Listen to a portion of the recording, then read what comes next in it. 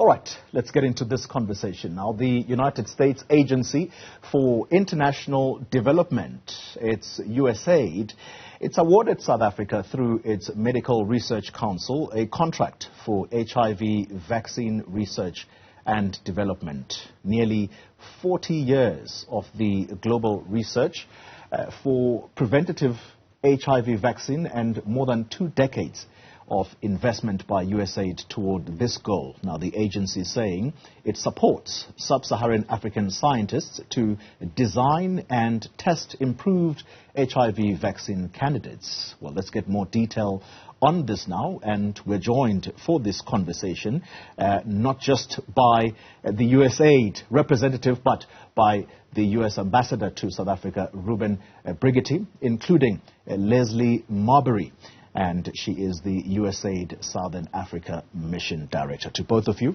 thank you very much for your time. Hope I pronounced your last name correctly. Let's start with you, Leslie, because I'd like to find out first, what is it about this initiative that you are hoping to get out of this initiative? You are trying to pump investment into research around HIV and AIDS. It is one of those that has been very difficult to deal with in our country. Well, thank you. And first of all, just lovely to be here with you this morning with Ambassador Brigety. And I think it's important to put this award and this partnership in context.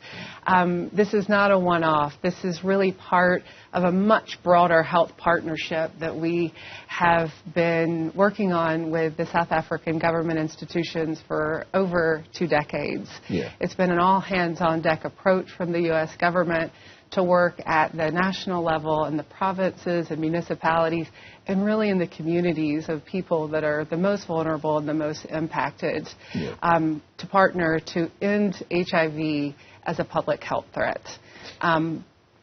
Yes. What do you hope to achieve? What do you hope to achieve with this research and development project? Because as I say, HIV and AIDS has been intractable. Absolutely. In South Africa to deal with. We're one of the worst affected countries in the world. And so from that human development level, what is it that you hope to get out of this research? So this award to the South Africa Medical Research Council is an exciting new development because the idea is to put, to get an award into the hands of African researchers and scientists so that they can do the research, development, and testing needed to find an HIV vaccine, to find one that is cost-effective, that is sustainable, and that is appropriate in the African context. So that is the goal, is to change the trajectory of this fight to end the HIV health threat where it's impacting so many people. Ambassador Brigety, let's bring you into the conversation. South Africa is a chosen destination to host the AGOA Summit. That's in November.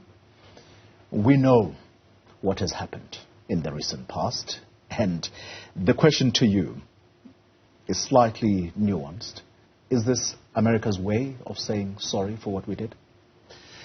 Well, we are very grateful that South Africa will host the AGOA Forum on November 2nd through 4th. It is a very important event for the entirety of Africa, for all of those that are AGOA partners. And we should also say that the partnership between the United States and South Africa is demonstrated in large part by South Africa's inclusion in AGOA. South Africa is the only G20 country that has this unreciprocated access to the U.S. market that AGOA provides. And the United States is the only trading partner of South Africa that gives this level of unfettered, unreciprocated access to the U.S. market. As in any relationship, there are issues that we discuss. There are challenges to be addressed, but the relationship is strong, and we look forward to South Africa hosting the AGOA Forum in November. Again, I'm going to insist on this question, Ambassador. The Lady R saga has not been a pretty one for South Africa. In particular, we've lost a lot of money owing to the comments that you made. We know that there are U.S. lawmakers who said that we don't trust South Africa anymore. In fact, if anything, AGOA should be taken away from South Africa. So, my question to you again, why is South Africa the chosen destination given the events of the recent past? Well, let me address that matter particularly. Yeah. Russia's illegal and brutal invasion of Ukraine is obviously an existential matter for Ukraine, and it is a grave foreign policy matter for the United States. And the United States is committed to helping Ukraine defend itself, as is its right under the UN Charter. The Lady R issue was a very serious matter. Mm-hmm. We appreciate that the government of South Africa has addressed it, and we do not intend to comment on the substance of that matter further. We are grateful also that South Africa will host the AGOA Forum, and we look forward to continued partnership with South Africa for the growth of the South African economy, because it is in the interest of the United States that South Africa continue to grow and develop as a democracy that can deliver for its people. When you say you're happy that South Africa has addressed the matter, does that suggest that you accept the findings of the panel that was headed by a retired judge? But also importantly, do you officially apologize for the comments you made? Well, first, as I say, we appreciate the government addressing it. We, like everybody else, have taken note of the public comments with regard to the panel, with regard to the comments that I made in a press conference that I held 6 months after the Lady R docked in Simonstown. We have had a number of conversations with very senior members of the government to address our mutual concerns in that matter. Yeah. Our governments are agreed that this is a matter that will be addressed strictly in diplomatic channels going forward. Leslie, let me come to you. The United States and its assistance to foreign countries has always been twofold. And I went specifically to the website that talks about the work of USAID. And I picked up something quite interesting. And as I say, it's always been twofold. The purpose is that of furthering America's interests while improving the lives in the developing world. I'm interested in that first one.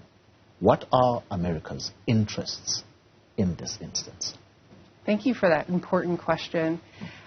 When you look at USAID's work around the world, we're at a point where we're tackling global challenges that impact everybody.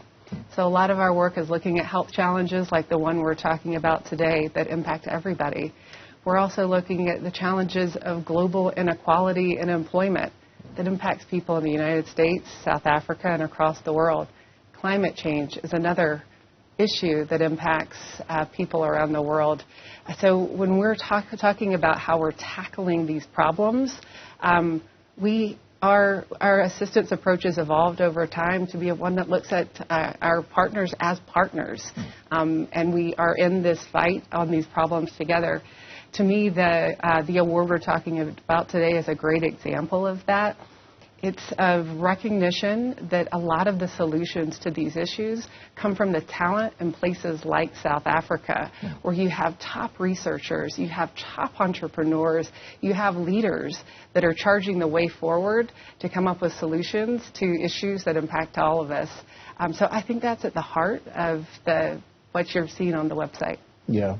Ambassador Brigety, the reason why I asked about America's interest is that we are taught that nothing in this world is ever given free of charge. There is always a condition to it. And part of what USAID says in their mission statement is that we try to help people progress beyond assistance. So you help me so that I can help myself going into the future. my question to you is the United States at a level now where you feel that South Africa has benefited enough from AGOA, and perhaps it might be time for South Africa to pass on this to more deserving countries, so to speak? Sure. Well, South Africa's inclusion in AGOA is demonstrative of not only the strength of the U.S. partnership, but also the belief in the vision of South Africa, the belief in the vision of the rainbow nation that delivers prosperity and dignity for all its people. This is a commitment that the United States has followed through on with South Africa for nearly a quarter century now. Now, AGOA is a U.S. law. And the way our system of government works, it is the U.S. Congress, the House of Representatives, and the U.S. Senate that makes our laws, and those bills have to be signed by the President. It is up to the U.S. Congress. It is their prerogative, a majority of Congress, for what AGOA looks like when it is renewed, if it is renewed, after September 2025. I certainly would not do anything to interrupt the prerogative of the U.S. Congress in that regard, but it is a very positive sign that South Africa will be hosting the AGOA Forum here in November, and we continue to work very closely together on our affirmative agenda to include economic growth in South Africa. Yeah. Leslie, coming back to you, and still on that statement about helping people progress beyond assistance, can we stretch the HIV/AIDS conversation beyond the borders of South Africa and include our neighbor, Zimbabwe? The reason I'm saying that is that we're so closely aligned because of the current circumstances. Just the other day, I had a conversation with a representative of the governing party in Zimbabwe who angrily responded to me saying, Zimbabwe is not a province of South Africa. And that talks to you about just how closely linked we are because of a large majority of their citizens who are in our country. HIV/AIDS in Zimbabwe. What is your assessment of where that country is in its fight against HIV/AIDS? Well, I would zoom out a little bit to say that our approach to HIV/AIDS is really looking across the continent of Africa, and certainly Southern Africa as a whole has been traditionally one of the hardest hit regions. The numbers back that up. I think one of the interesting things about the award to the South African Medical Research Council is that it's bringing together not only the scientists from South Africa, but looking at these talented researchers and scientists in Zimbabwe, in Zambia, in Uganda, in Tanzania, in Kenya, in creating this network of shared experiences amongst these leaders and giving them space and resources to collaborate more fully.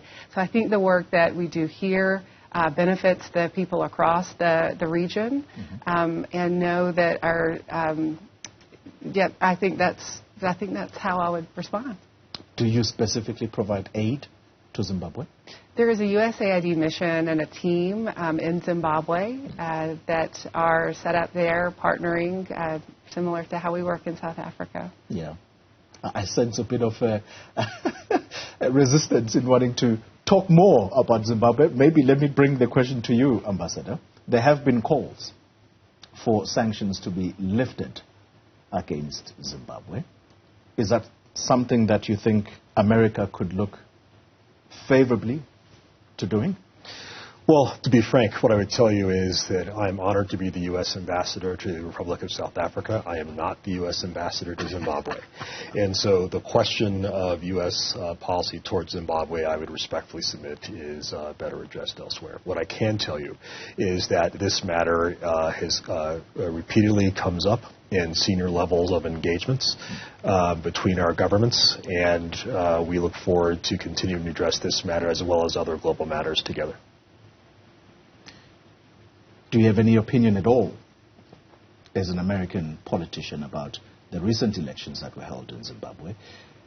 And the question of aid is important here because we see much of that being withdrawn because of the political situation that is intractable in that country. Sure. Do you have any view of how elections in that country were conducted recently? Sure. Well, just as an observer like any other person here in South Africa, I will note that SADC has issued their own concerns about the elections in Zimbabwe. We continue to have a global democracy agenda because we believe that democracy is the best form of government to ensure the dignity of all individuals and ensure that citizens can hold their own governments to account. Yeah. The question of democracy in Zimbabwe has been one of great concern, not only inside Zimbabwe, but also for partners in Zimbabwe for many years, to include that of the United States. And we'll continue to work assertively and positively, hopefully, in that manner. Final question to you, Ms. Marbury. Talk to me about whether or not we are any closer to finding a vaccine against HIV/AIDS? Well, that's really what this award is all about, and it is brand new. Ambassador Brigety and I met with Dr. Glenda Gray, who's the CEO for the SAMRC last week, and she was inspirational. These first couple of months under award are a really critical time for them to work with that consortium I was describing and figure out their plans about clinical trials and lab setup, and importantly, how they're going to engage the communities, civil society on this process. So I look forward to hearing from her on what she thinks is possible in the near future. All right. Thank you very much for your time, Leslie Marbury. And you are the Southern Africa Director for USAID. Thank you very much for joining us. Ambassador Brigety, I hope I didn't chase you away Not by those questions. Hope to talk to you again. Indeed. Thank you very much. Thanks indeed for your time. All right, my guests there.